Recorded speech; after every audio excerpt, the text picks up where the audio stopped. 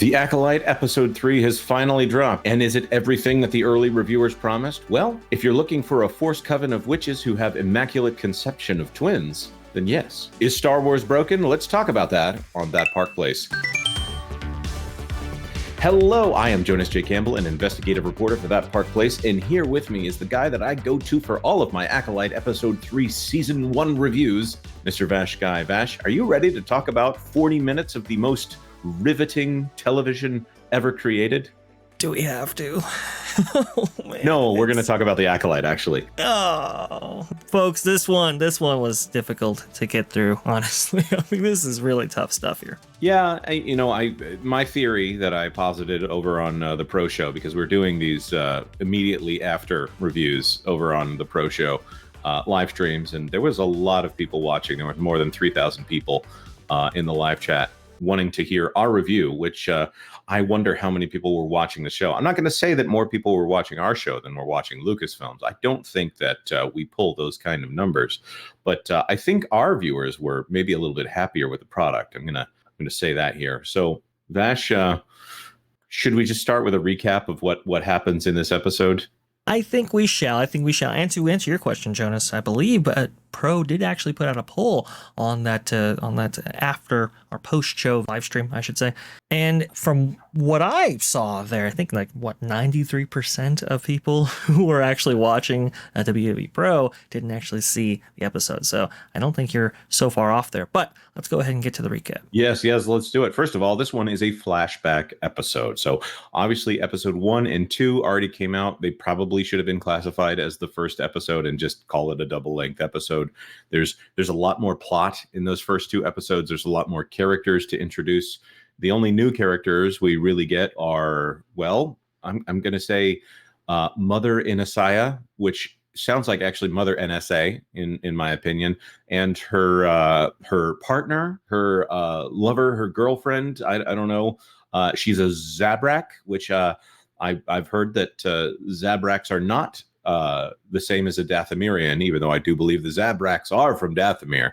If we're getting into the lore here, I don't think it really matters, especially because I got it wrong when I said it before. I don't think it really matters. But we see this coven of witches, and Mother Coral and Mother Anasea are talking about the Ascension and these 2 little girls. By the way, there are 16-year younger versions of Osha and May.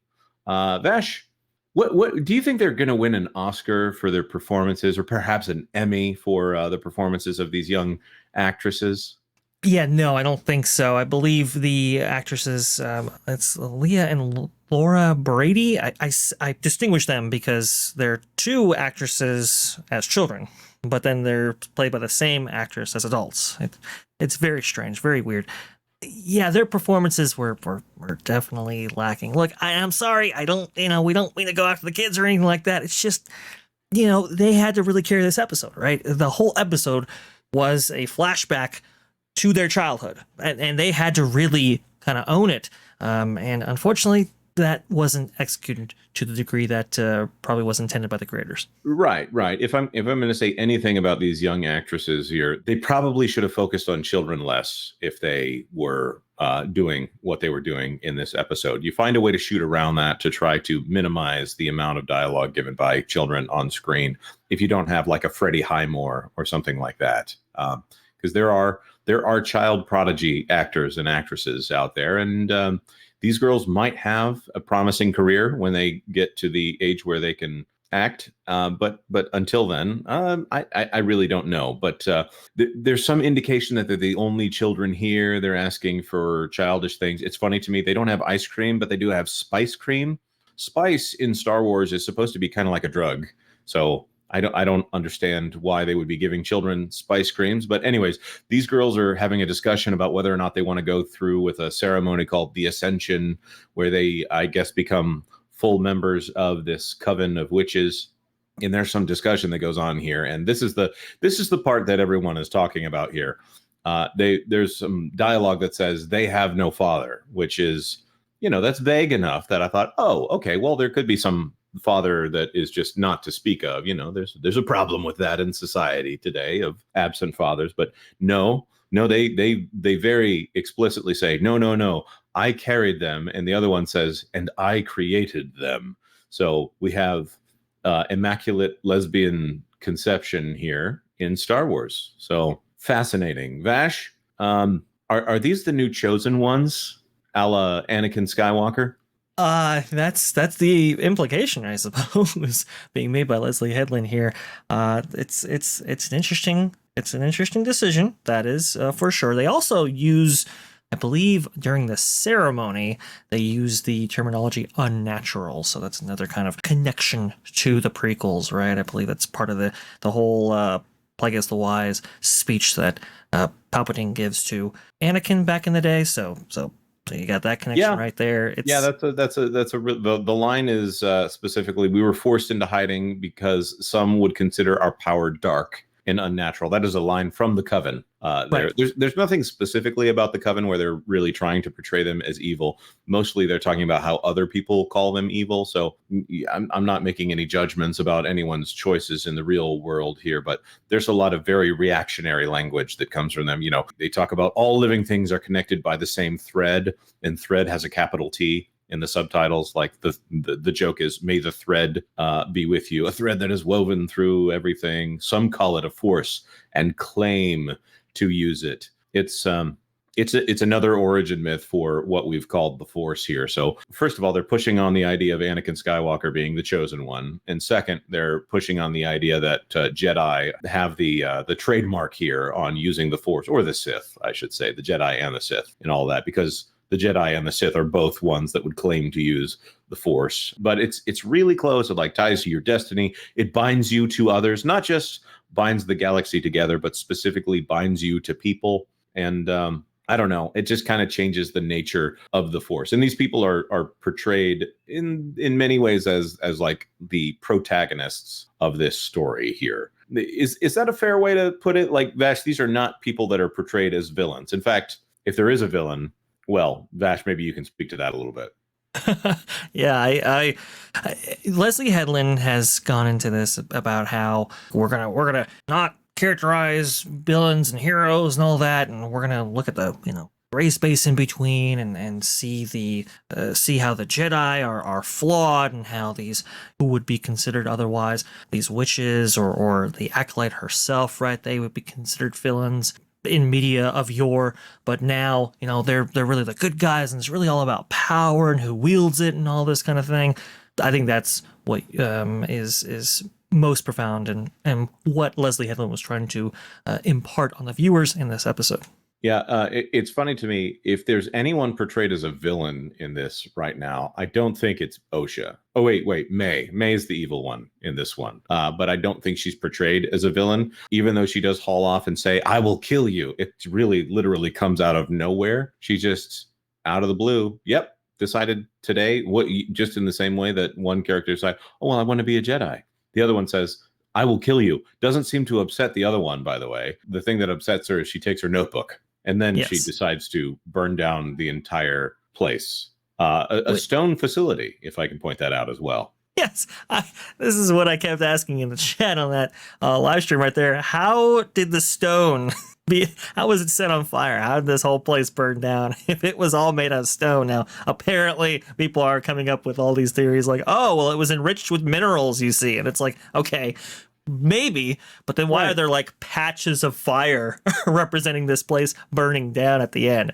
Doesn't quite make a whole lot of sense there, right? That's for sure. And then there's a bunch of dead Jedi. Even though the Jedi, I would say, are kind of portrayed as the villains here. It's so strange. The whole thing is so strange, and this flat acting from the kids. And again, I get it, they're kids, but also they're probably making pretty good money here. They can take a little pushback if they want to develop in their careers here. They really put too much on these two little girls to try to play this part and deliver this ham-fisted dialogue. There's literally, what have you done? And the other one goes, what have you done? And the other one goes back to, in response, what have you done? It's so childish but unnatural. There's no sense of humor in any of it. Vash? Well, here's the thing too about that. So they wanted to set up the fact that Osha, I call her Cal Osha, that Cal Osha wanted to become a Jedi this entire time. At least that's what they were going for. But they don't really set that up. They should have had her maybe playing with a wooden stick representing a lightsaber or something. They had an idea with the notebook and her drawing, I guess, the High Republic Jedi Order symbol, I guess, was represented. But that's represented at almost the climax of the piece itself. It's not it's not set up to impart a sense that she knows what the Jedi even are from a viewer's perspective. I thought that was really muddled and sort of weird because she even says to her sister, like, hey, don't you even think about the world outside? As if to say that neither of them have really experienced anything beyond their village. Right. They're very sheltered, and they only know this coven of witches, and the coven of witches that has no children except that some kind of miracle happened, which, okay. Again, this is going to the idea that they are a very special birth here. And as far as we know, none of these characters are the evil force user or whatever that is at the end of episode 1 that talks about how an acolyte can kill without steel or saber. I really, it's just so boring. Even describing this makes it sound like it's better than it is. Like explosions and fires, and there's some kind of mass event that is somewhere in this show, and the little girl sees everyone has passed away that she's looking for, and then in the next scene she wakes up and she asks, what happened? Like, I get it that people can go through trauma and forget what they just saw, but you literally see all of this. You see that the child sees it, and this is not a child. This is like at least a 10, maybe a 12-year-old here. Or maybe they're just portraying them as younger. Sorry, maybe in the story they're younger than they actually are because Hollywood plays a little loose with ages here. But she literally asks what happened, and then she describes it again. Maybe to give an opportunity for Saul to lie to her about what happened. This is where it gets confusing. This is where I don't know if it's bad writing or if he's supposed to be lying to her about what happened. But there's none of the Jedi coven or whatever force user coven looks to be damaged by lightsabers or by fire. It looks like they just literally just stopped moving there and all fell on top of each other. It's so weird because it sort of implied that the explosion had a lot to do with this, but that happened in a completely separate room, and you actually don't see any close-ups on any of these bodies here, which I guess one could understand, but not even on her mama. One of them, at least. I don't know, but what you could have had was Cal Osha looking at her, and then you cut to her on the floor, maybe in a past state there, and then you have her reaction. She's crying, she's kind of reaching out, and you have maybe Saul or Lee Jung-jae's character kind of pulling her away, and there you go. So maybe like 4 or 5 cuts at least. It's weird because Leslie Headland decides to shoot this, or at least directorially, shoot this from afar, and it's like, why would you do that? There's no emotional impact with any of that. Right now, it occurs to me we're probably going to get to see this from Osha's perspective because we see it. Wait, no. We see it from point of view. Osha's perspective. Then we're going to see it from May's perspective because you see some platform like fall, but you don't see her fall to it. Obviously, we know she's already alive. Well, that was the other thing too. So we've seen Jedi like literally catch people out of the air. I think we've seen that twice now, at least in this series. Saul couldn't grab her with the force, catch. Right? Or both of them with the force, even. Right. We've seen him catch full adults. Couldn't catch the kids. I don't know.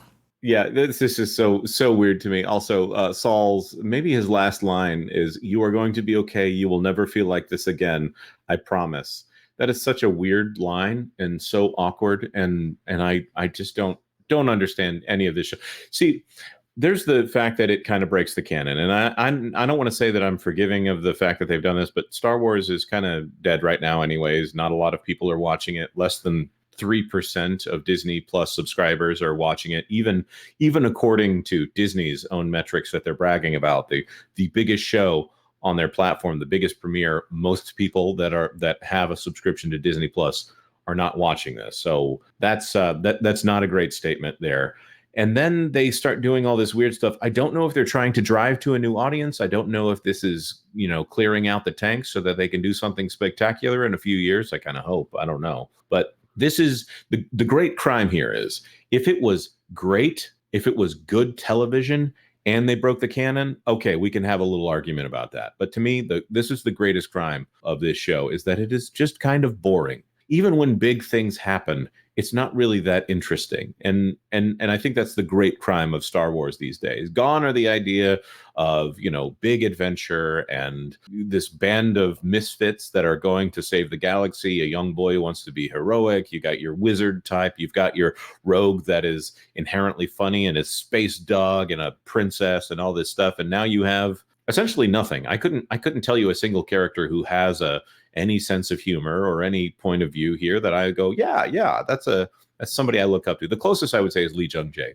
Vash, let's end with, is there anything positive that you can say about this episode? Actually, a couple of things. One is, I think the Dathomir or Zabrak witch there actually had some decent makeup, at least when you first saw her, and then when you see her with the hair and without the robe and then with the hood, it's like, that kind of falls apart a little bit there. The sets, pretty decent, must say. Didn't feel like it was shot in just a claustrophobic soundstage. It actually, there's some space to this, which I thought was good. And also Lee Jung-jae is still the standout for this series. However, he delivers his lines with so much emotion and passion. It's almost too much for a Jedi. So right actor, completely wrong show, maybe even wrong part. Yeah. But I would overall, not much to glean from this. Oh, the costumes, a little bit better this time around from prior episodes. Yeah, I would go there. And Jodie Turner-Smith, I think that's the name of the mother NSA. She is, I would say she's probably gives the second best performance of any of the actors and actresses in this series, right behind Lee Jung-jae there.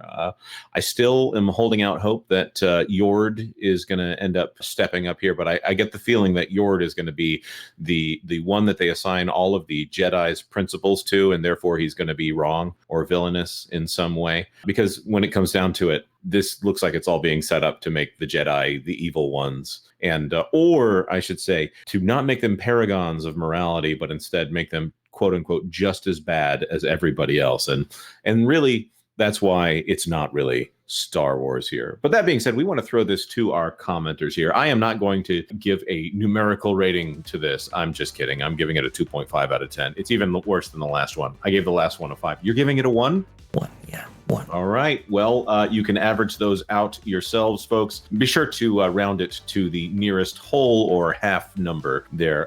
Give us your comments in the comment section down below. Like this video if you if you want us to continue watching The Acolyte and telling you all about it. And of course, consider subscribing to That Park Plays for all the news that should be fun. Thanks for watching That Park Plays News. For more information, consider checking out www.thatparkplace.com. And don't forget to subscribe, share, like, and send this out on your favorite social media accounts.